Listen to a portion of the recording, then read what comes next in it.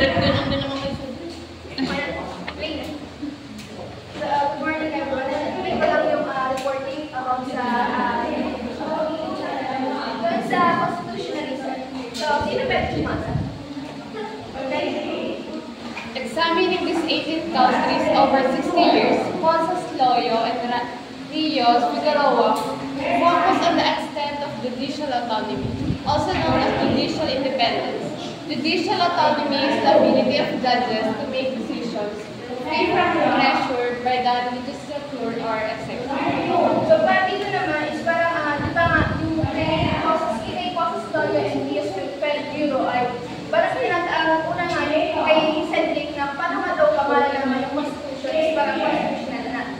So, parang dito, tinainan niya yung ang focus talaga dito, hindi sa autonomy na saan ay tumutukoy sa kakayahan ng hukom na gumawa ng isang desisyon na walang influensya sa walang influensya galing sa mga legislator, mga legislator or mga executive. Ito naman, isang concept dito is napakahalaga dahil nga ito ay dahil isang malayang kundinaturang ito na nag-aambag sa protection ng mga karapatan ng mga mamamayan at sa pagpapanatili ng balanse ng kapangyarihan sa loob ng Estado. So, yun lang yung dito, yun sa judicial autonomy. Next. In sum, the official rules have not established judicial autonomy in the first place. Thus, the stereotype of Latin American judiciaries having independence on paper but not in reality is incorrect. So, dito naman yan, may mga ilang pasakong sa Latin America na kung saan yung mga official is hindi sila rin naitatalaga ng ayos yung mga judicial autonomy nila. Na kung saan ito is nagbibigay tingin sa yung mga stereotypes sa mga legislative na bago dito naman, sa ang mga konstitusyon kasi dito is yung mga legal framework ay hindi nagbigyan sa pagkaproteksyon para sa mga institusyon na nagresulta sa isang sitwasyon na kung saan yung hukom ay nahaharap sa mga suliranin ganon na mula sa may mga pamahalaan. Next po.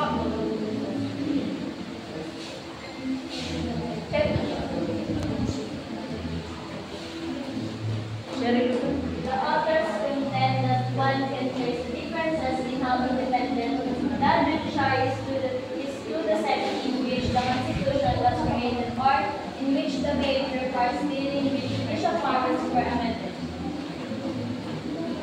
Parang dito naman is parang nalalaman lang yung si Loyos and si Figueroa. Parang pinapahayag lang sa akda niyang Latin American constitutionalism na maaari itong susupaypayan o makita yung pagkakaiba ng antas ng independence sa mga hutigat, sa mga judiciary, sa konteksto na kung saan nilikha yung mga konstitusyon o kung saan isinagawa yung mga pangunahing pagbabago na may kinalaman doon sa kapangyarihan ng judiciary. So parang dito, yung mga sali kasi dito is parang yung may malaking epekto kasi yung pagbolong sa institusyong judicial sa kanilang kakayahang umiral ng judicial powers were amended. Next po.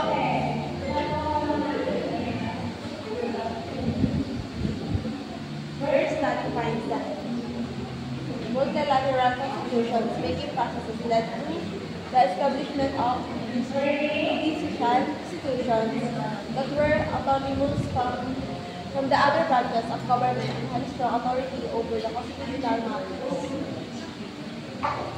So parang dito naman, di ba, parang yung study dito is yung multilateral na the constitution is parang di ba multilateral na is parang madami. Yung isa lang, yung madami na gawa ng constitution. Na kung saan nga is yung pag multilateral constitution ng ISPA, baka makapagpakaan siya ng judicial institution na kung saan meron talagang magbibigyan talaga ng pansin yung mga problema na nasa po. Promotion.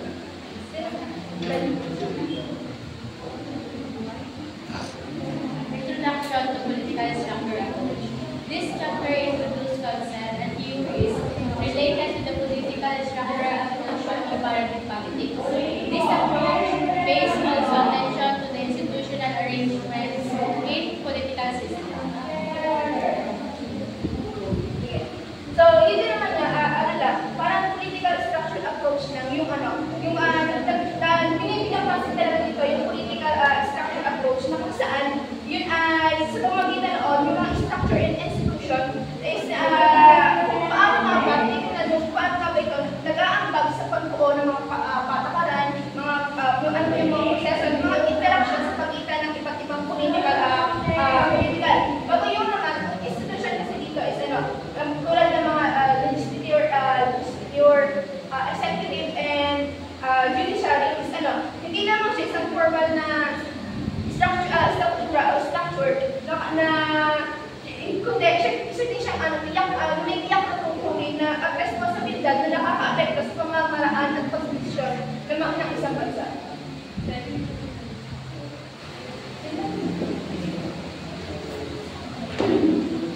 It allows comparativeness to categorize political systems.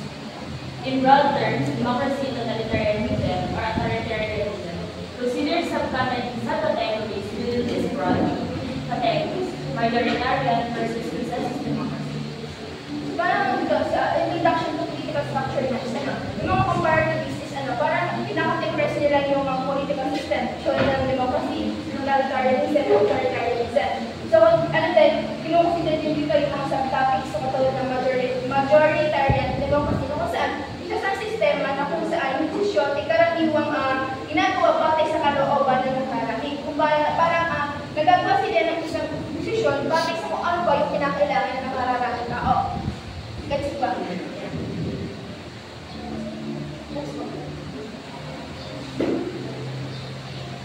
Formulate arguments that place institutional arrangements at the center of understanding of political outcomes.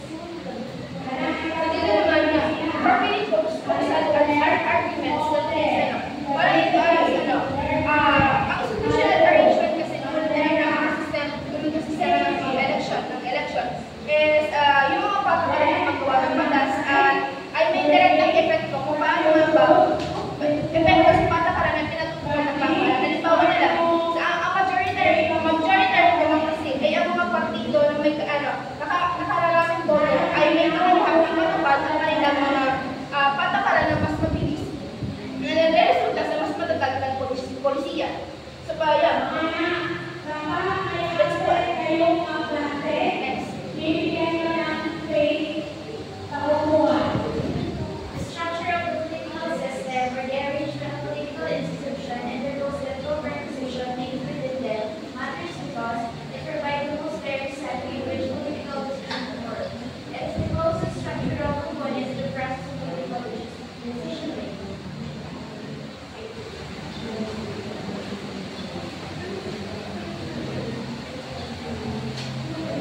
So, dito naman niya, unang wala, the structure of the political system, the arrangement of political institution, is it na yung structure, the structure of political system is an integration ng mga direktang konteksto para sa paggawa ng desisyon, isang desisyon ng politika, pamamagitan ng pagbukoy sa mga institusyon o proseso at patakaran ng mga mahala sa mga sistemang ito. Ang legislature naman is ang pangunahing kagawa na gumagawa ng mga batas kung saan nagaganap yung mga talakayan at debate, yung sumasailalim sa mga interes ng mamamayan. Ang ehekutibo naman ay sila yung may responsibilidad na magpatupad na ginawa ng legislatura ng legislative. So yun. Yun naman, it provides the most direct setting in which political decision of good. So parang dito naman is yung paggawa ng yung sa nagbibigay sila ng pinaka-direct na konteksto para sa paggawa ng desisyon nila sa politika. Dahil ito yung nagtatanggal sa mga institusyon and ito yung mga proseso na nagtatanggal na nagpupunay sa mga pamahalaan. Ang legislator nga ay ang pamahalaan na gawin nito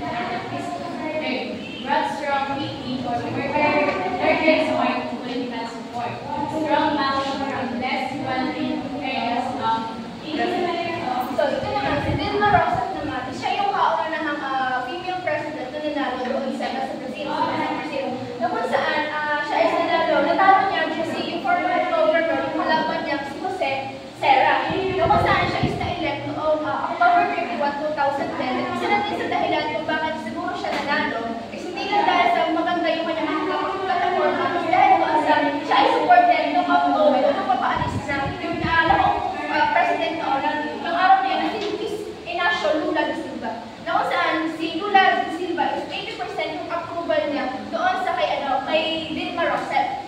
Yun din yung kasi sa isang dahilan sa bakit nanalo si Dilma Rousseff doon sa Davao.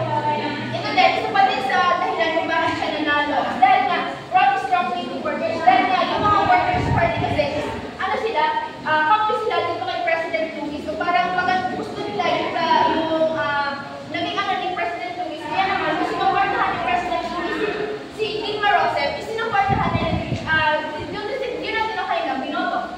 Yung mga workers party kasi, parang ito yung mga mamamayan sa ano, na masyadong trabaho. Ganon, may kakulangan. Isa pa din kasi dito is yung strong backing from the 20 areas of Brazil. Isa kasi sa plataforma, gusto naging ano ni Dilma Rousseff is parang bigyan ng sa mga mahihirap. Yun yung isa sa naging factor bakit siya nanalo. Gets mo, kilala si Dilma Rousseff? So yan, next one. Ay, Marinar.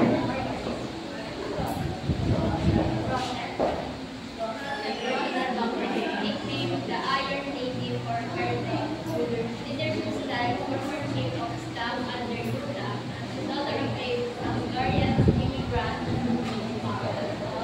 Again, during his dictatorship, 1960s to 1980s, arrested in 1970, tortured for 3 weeks. So ito naman, isa na lang, personal background lang to ni Rousseff. Kung saan, siya is tinawag na Iron Lady kasi nga sa kanyang matusag na pakikibaka sa mga sa pakikibaka. So ang labas sa dictatorship ng ano. Kung saan isa din ito, is kaya siya naging may task leadership is dahil nga siya ay dating former chief staff under Lula na kung saan doon, sa pagiging former chief staff niya sa under Lula, is na alam na niya kung paano mamahala. Alam na niya paano pagpatakbo ng isang pamahalan. Ano yung mga alam na niya, kunyari, for example, kung nagkaroon ng mga problema, di ba, pag former chief staff ka naman, alam mo kung anong ginagawa ng Lula. Alam mo yung anong ginawa ng Lula sa paano nasolusyonan niya. Sa kung saan, yun din yung naging dahilan kung bakit, yun yung isa sa naging magandang naging nanalo si Rousseff. Kasi may background na siya kung paano magpatakbo, paano niya mapapamahalaan yung isang mapapamahalaan. So yan, isa din nga doon si yung governor siya ng Bulgarian immigrant, kung saan, immigrant na kung saan, di ba immigrant naman, hindi yung wala siyang permanent lugar na parang pagpatipat naman siya ng lahat. So parang to, dahil kasi governor ng Bulgarian immigrant, alam na niya kung ano yung nasa isang lugar na yun, ano yung ibang bansang yun. Parang to, isa naging dahilan kung bakit alam na niya kung, for example, as napapunta siya, may naging problema na kaya dapat sa ibang bansa. At maalam na niya dahil governor siya ng immigrant, kasi parang alam na dito papasok na parang dahil nga is alam na niya kung ano yung mga dapat gawin, gano'n. Kaya nga, hindi naman i-force against against talaga siya doon sa military dictatorship noon. So, arrest niya noong 1970 torture for 3 weeks. Ito naman. Opportunities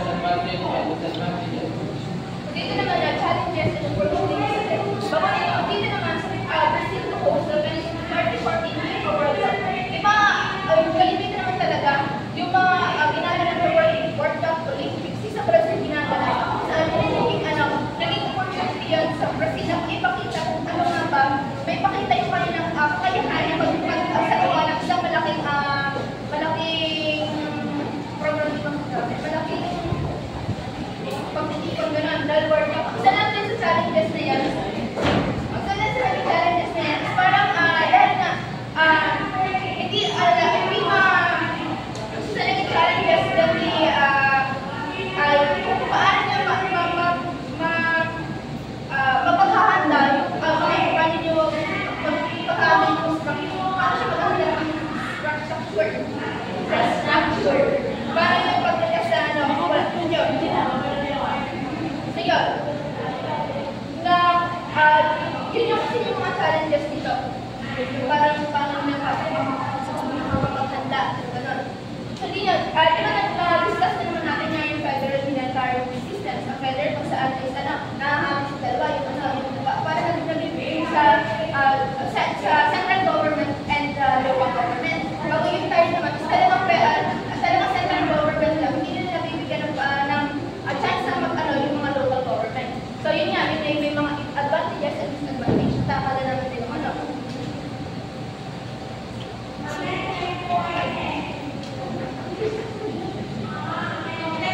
Governance. A society is evolved, power could not remain in a single entity. Need for separate legislative and executive function. Historical example, Joseph Stalin, one of the most powerful leaders of the 20th century, made numerous state governing decisions, still relied on decision-taking and enforcement and solutions. So dito naman yung complexity in governance. Parang diba sinasabi na ito, hindi naman ang society naman talaga nag-iiba, kumalaki yan, nag-iiba na yung mga tao natin dyan, hindi na naman, kung hindi naman yung tao lang yun, hindi na nagbabago, di ba nagbabago yun? Yung parang dito is talagang hindi naman kaya ng yung power o pamamahala is nasa isang tao lang.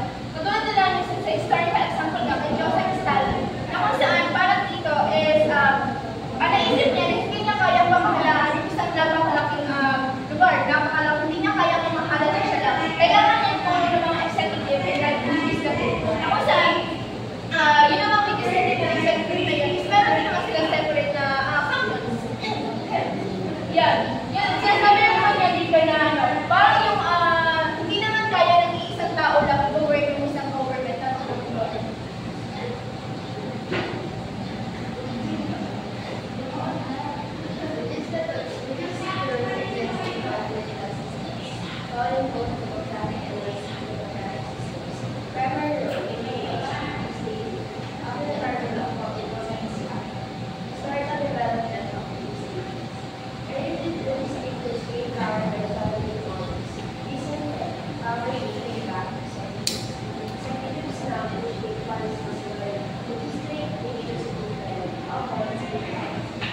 So dito naman yan, the sectors system of political system. So kung saan siya is nakikita sa democratic and democratic system.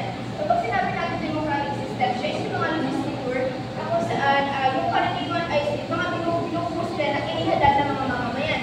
Sila is yung mga tao na tayo mamamayan ang magpapalala sa isang tao yun. So na kung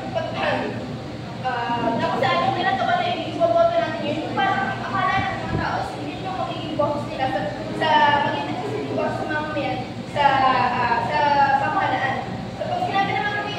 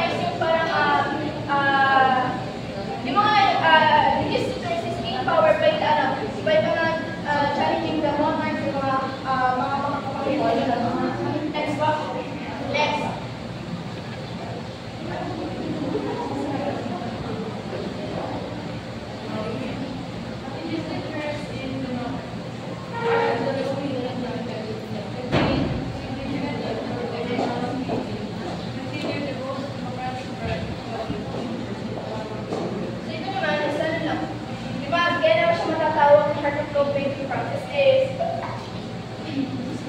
ang legislature ang talagang gumagawa ng batas. Sila yung talagang gumagawa ng mga batas na kung saan sila din yung may control over the mga policy, yung paano ba nila magpapatupad ng mga polisiya sa patungkol doon. Sila din doon is consider the most democratic branch of the government kasi nga, di ba, isa naman kasi, yung democratic branch of government kasi,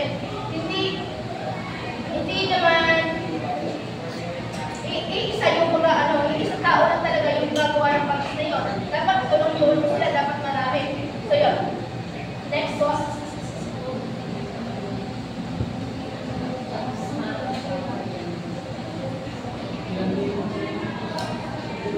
Diretso. Last to ba? Ayun.